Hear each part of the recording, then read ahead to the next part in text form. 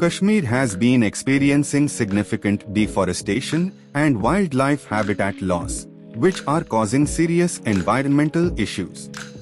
Key factors contributing to these problems include deforestation, illegal logging, land conversion for agriculture, and urbanization have led to a substantial reduction in forest cover. This deforestation disrupts ecosystems and contributes to soil erosion and climate change. Conflict. The ongoing conflict in the region has also played a role. Military activities and the displacement of communities can lead to deforestation and habitat destruction. Climate change. Shifts in climate patterns are impacting the forests and wildlife in Kashmir. Changes in temperature and precipitation can alter habitats and affect the availability of food and water for wildlife. Overgrazing. Livestock overgrazing in forested areas leads to the degradation of vegetation, affecting the natural regeneration of forests and the habitats of many species. Poaching and hunting. Illegal hunting and poaching of wildlife for trade and local consumption have put several species at risk. This not only threatens individual species, but also disrupts the ecological balance. Tourism. While tourism is an important economic activity, uncontrolled and unregulated tourism can lead to habitat destruction, littering, and increased human-wildlife conflicts.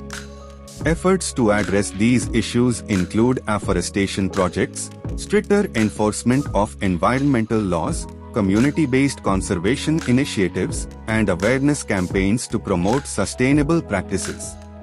Conservation organizations and government agencies are working to protect and restore the region's forests and wildlife, but challenges remain due to the complex socio-political situation in Kashmir. Preserving the forests and wildlife of Kashmir requires a multifaceted approach involving government action, community engagement, and international support. Here are some key strategies. Strengthening legal frameworks, enforcing existing environmental laws more effectively and introducing new regulations to protect forests and wildlife can help curb illegal activities like logging and poaching. Community involvement.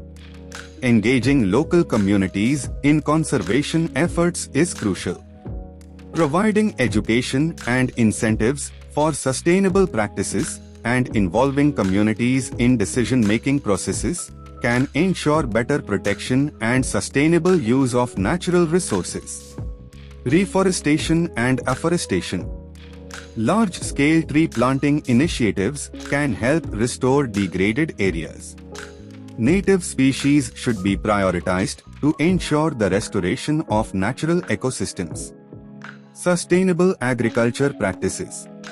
Promoting agricultural practices that do not require deforestation, such as agroforestry and sustainable farming techniques, can reduce the pressure on forest lands. Wildlife protection programs. Establishing and expanding protected areas, wildlife sanctuaries, and national parks can provide safe habitats for endangered species. Anti-poaching measures and wildlife monitoring are essential components. Ecotourism. Promoting eco-friendly tourism can generate revenue for conservation efforts while minimizing environmental impact. Guidelines and regulations should be put in place to manage tourist activities sustainably. Conflict resolution. Addressing the underlying socio-political conflicts in the region can create a more stable environment for conservation efforts. Peace-building initiatives and conflict-sensitive approaches to conservation can be beneficial. Climate change mitigation.